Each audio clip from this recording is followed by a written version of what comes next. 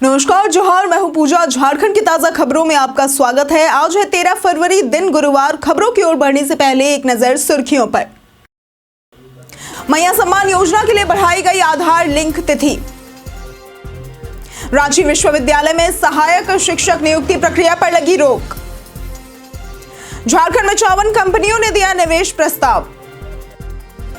JEE main 2025 में धनबाद का रहा शानदार प्रदर्शन। रांची नगर निगम ने रेलवे स्टेशन को भेजा नोटिस।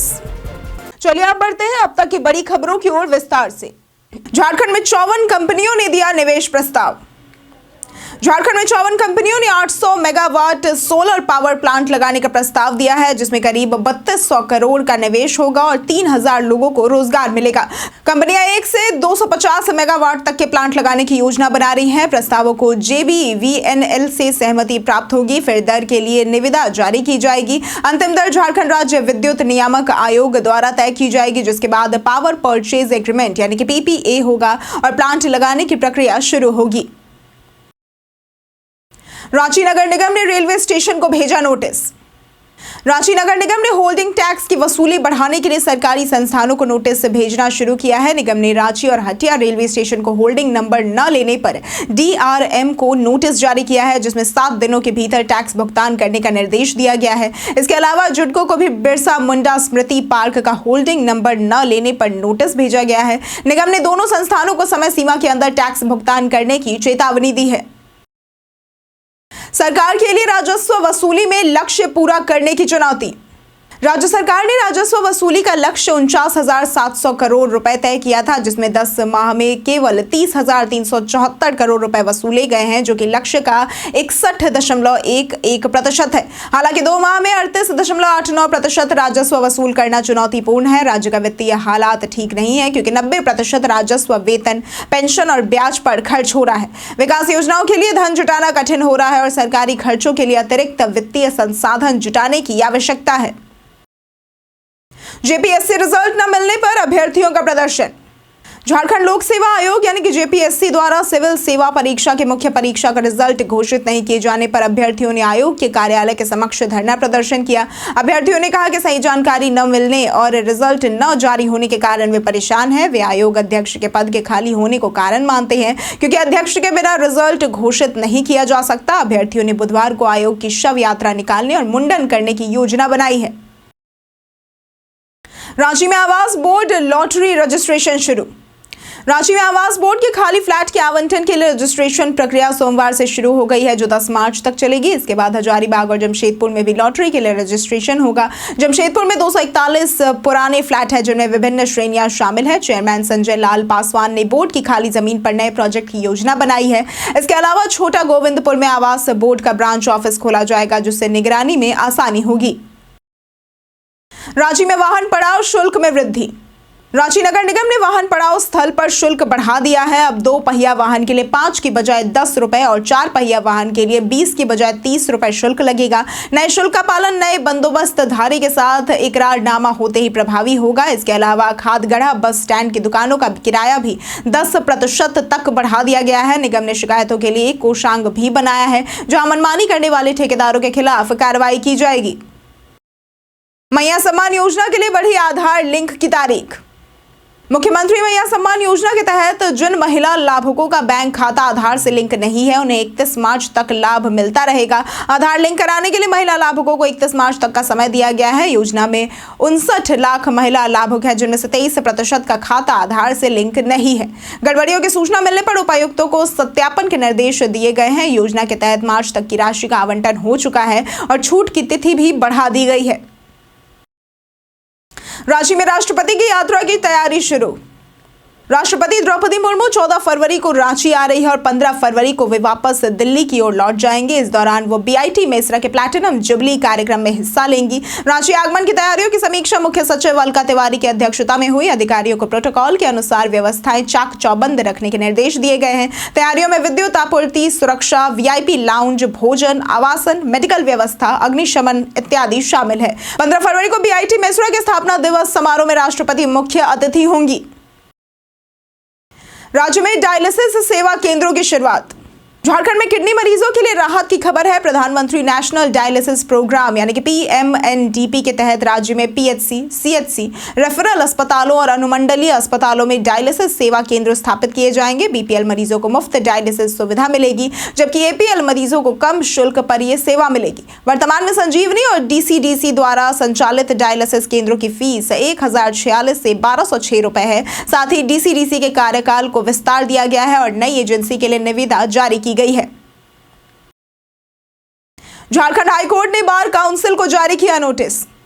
झारखंड हाईकोर्ट ने हाईकोर्ट एडवोकेट एसोसिएशन की दोबारा मतगणना कराने के खिलाफ दायर याचिका पर सुनवाई करते हुए झारखंड राज्य बार काउंसिल को नोटिस जारी किया और जवाब मांगा है। याचिका में कहा गया है कि 23 जनवरी को हुए चुनाव में करीब 100 गलत मत पड़े थे, जिसके बाद बार काउंसिल ने दोबारा मतगणना का आदेश दिया। अदालत ने पूछा कि क्या बार काउंसिल के पास ऐसा आदेश देने का अधिकार है, और उन्होंने कहा कि चुनाव रद्द कराने के मामले में हाईकोर्ट हस्तक्षेप नहीं कर सकता। कोडरमा तिलैया राजगीर रूट से जल्द शुरू होगा परिचालन।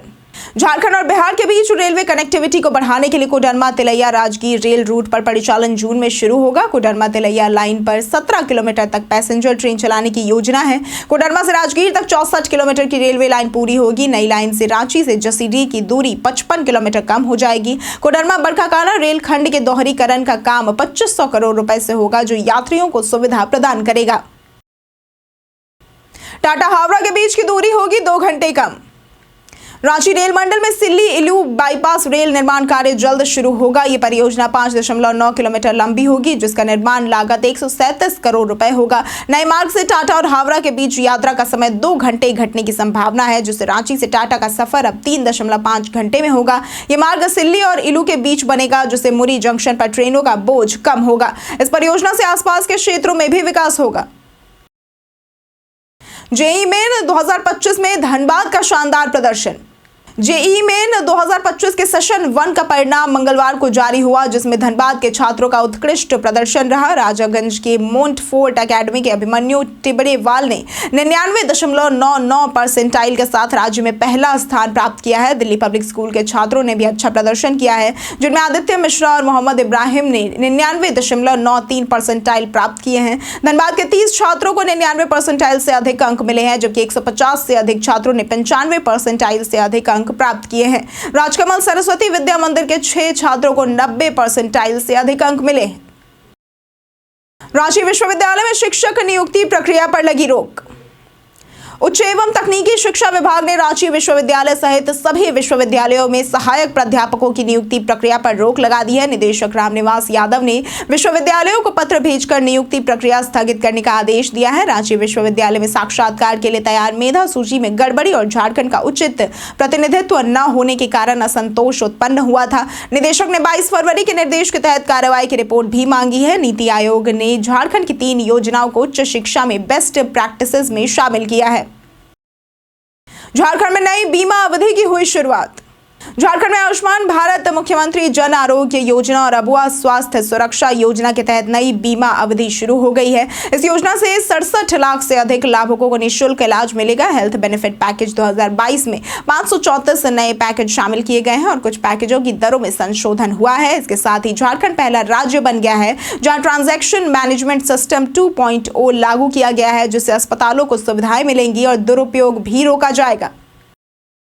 जानिए आज कैसा रहेगा झारखंड के मौसम का मिजाज। झारखंड में मौसम ने करवट ले ली है और तापमान अब चढ़ने लगा है। बीते 24 घंटे में सरायकेला का अधिकतम तापमान 36.8 डिग्री सेल्सियस रिकॉर्ड किया गया। वेस्टर्न डिस्टर्बेंस के कमजोर पड़ने से तापमान में बढ़ोतरी होगी, जिससे फरवरी में ही अप्रैल जैसी गर्मी का सामना हो सकता है।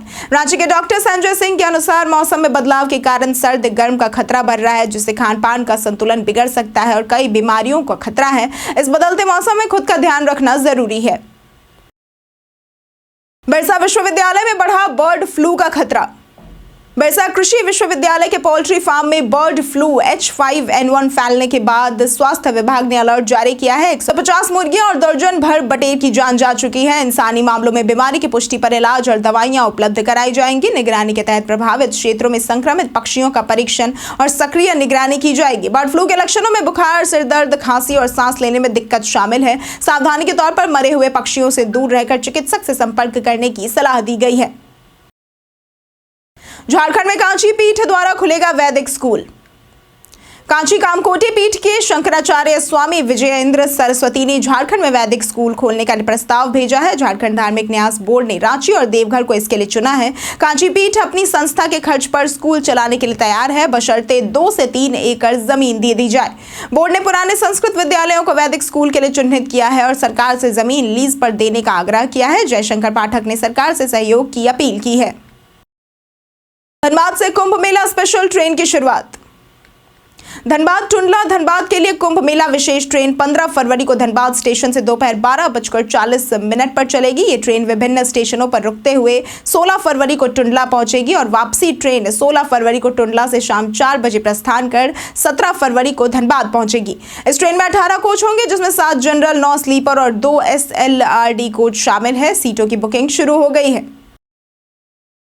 गूगल पे पर गलती से भेज दिए हैं पैसे, तो जानिए कैसे ले वापस।